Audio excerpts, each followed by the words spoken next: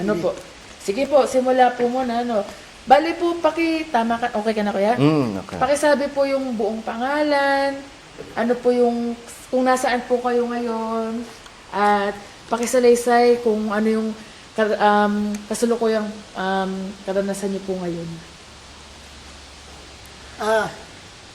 Magandang, magandang hapon. Hapon.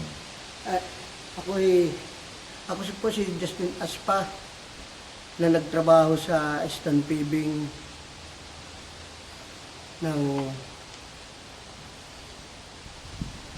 nag-start ako noong February 7, mag-travel papunta dito. Tapos tumigil ako ng March 14 dahil nag-resign ako. Ngayon naninirahan kami dito sa ito ang mala apartment namin na bahay, container van, kasama ko ng aking mga pinsanin na ano lang parang ang sakit lang talaga magano. Parang hindi na ako, ano ba? Sige, okay lang po yan. Parang hindi na, parang babakla na tuloy ako. Pero ito talaga tama para may labas ko ang katotohanan ba na kumbaga dumaan talaga ng dumaan ng di makatao na pagtrato.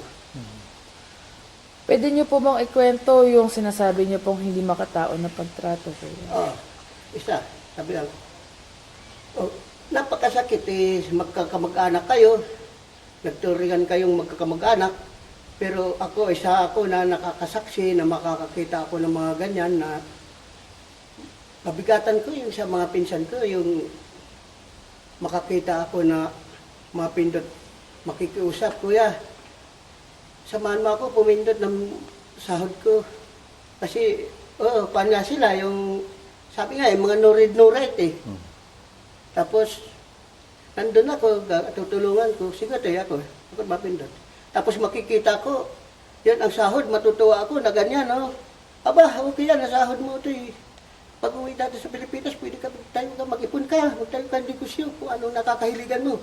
Pero mabalik sa akin ang bata, kuya, hindi Bakit? Hindi man sa akin to, pinababalik man ito sa akin. Hindi, tama ba naririnig ko?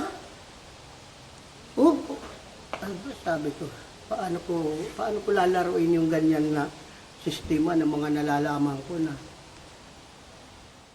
papasukan pala ang mga account nyo, tapos pipindutin nyo, tapos ibabalik nyo. Masakit din. Bali po sa mga kwento po ng mga tinutulungan yung mga kababayan natin, magkaano po yung binabalik nilang sahod mula doon?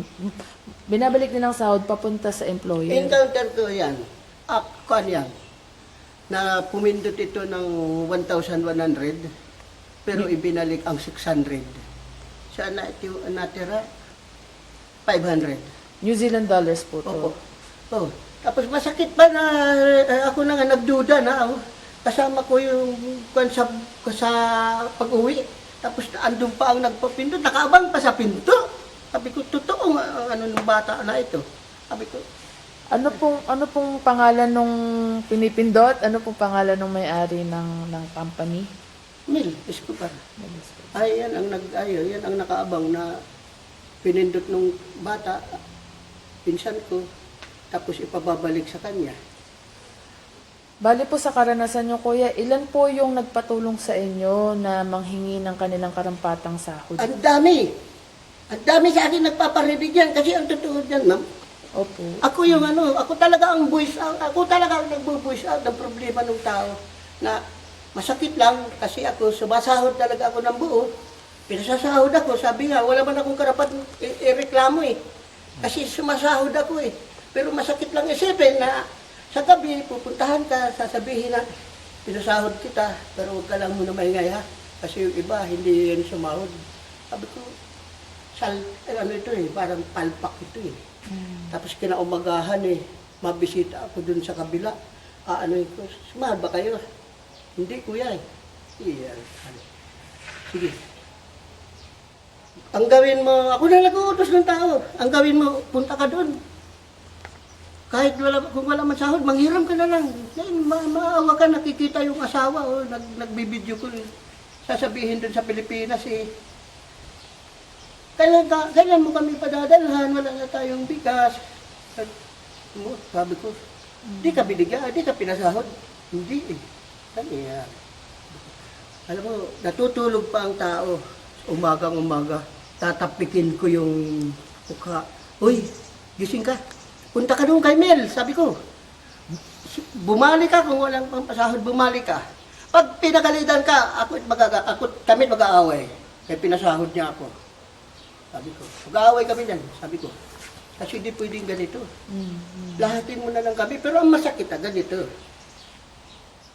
Since dumating ako, naririnig ko yung sinasabing, ang dami ng pinagtanungan ko ng mga lokal na, totoo ba ang New Zealand na pag ang mga clients hindi nagbabayad, na sinasabi, lagi ko naririnig ang sasabihin, ang trabaho mo is pack up. Tapos ikukan dun sa tao, i-reverse sa tao na, ay, di ko kayo mababayaran dyan kasi ang trabaho niyo is pack up. Pero, alam mo, sa ganito lang sitwasyon, 1, 2, 3, 4, 5, 6, 7, 8, yan, 10 na ng mga, yung mga tinatanong ko na, totoo ba ang New Zealand na kliyente is dumadating sa rights na hindi nagbabayad doon sa ginawa ng kontraktor? Aba, walang nagsabi na oo. Puro kasi nung laya, that is laya. Who told you that? Sabi mo, employer namin. Sabi ko, tapos is, ganun nga ang nangyari, hindi daw nagbayad, tapos sabay masabi lang ang employer mo is, lugi na tayo, pero okay lang, abunuhan ko. Ito, kontento ka na nito, nasahod mo na to. Sa Pilipinas nga, ang sahod mo, 700. Ay wow, sabi na ako, sabi ko, huwag mo naman ganyanin yan. Huwag ganyan, kasi ibahin mo na, nasa New Zealand yung tao. Kung palalabasin mo na ang sa Pilipinas is yan ang sahod, ano pa ang purpose mo na pagpapunta dito sa mga yan? Na kung ikukumpara mo lang naman yan, ang sahod ng mga yan, kukumpara mo sa Pilipinas. Lugi. Walang tao. Wala yan. Kumbaga hindi makatao yan na ganyan.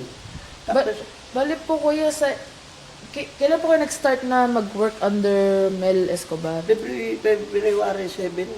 At sa last year po ito o this year? 2024. This year lang. Mula sa karanasan nyo, gano'n na po talaga na hindi talaga nasasahuran ng tama yung mga manggagawa. Pagdating ko, wala silang trabaho eh. Mayroon sila, yung sinasabing isa doon. Wala naman talaga trabaho mula nung dumating. Wala lang naman may natatandaan ako, nagtrabaho kami ng isang pero lahat inubos yung tao doon. Pero lang ang gagawin, yung mag-repair ng mga pibing. Ito ba ang talagang kuha na trabaho? Pero hindi ito sapat para sa tao. Natuwa lang ako noon, nung malaman ko na kumbaga yung nag-ano na mayroon 2 engineer kami. Doon ako nabuhayan noon na itong 2 engineer na to, ito ang maghahakot ng trabaho sa amin. At nangyari yan. Pero po humiwalay no? Humiwalay yung engineer at saka yung Mel? Oo. Mahabang istorya yan. Kung iaano ko pa yung kwento na yan. At totoo talaga yan na nang mayroon kami engineer, kahit nasibak ang isang engineer, si Engineer Marlon, shout-out Engineer Marlon nang masibak yun, di man kasi di sila nagkaintindihan kasi nagkaroon ng sa kontrata. Pero doon nagtapos yun. Pero nung si Engineer General Ju, Kapangpangan, natira, tapos yun ang nagkaroon kami ng trabaho, isipin mo, ilang company. Simonite, Alipro, Panilab, Rado, Sharcom. Sabihin ko na lang 5 pero hindi lang. Hindi ko lang maano. Pero dyan pa lang sa trabaho na yan. Occupied na ang tao sa trabaho. Na at that time it is recession. Ika nga sabi recession. Pero may trabaho. May trabaho. Pero kuya, may tanong po ako. Kasi maraming nagpapatulong sa inyo na masundot o makuha yung kanilang sahod. Nasa-share din po ba nila kung magkano po yung utang sa kanila ni Mel? Kasi may mga nagsasabi dito na may mga kasama tayo dito nagsasabi na ang unpaid dues ko ay 26,000. Yung iba naman iba Oo. yung so sa karanasan niyo po sa mga pagkukwento sa inyo ng mga manggagawa, magkano yung suma nila na unpaid dues sa kanila?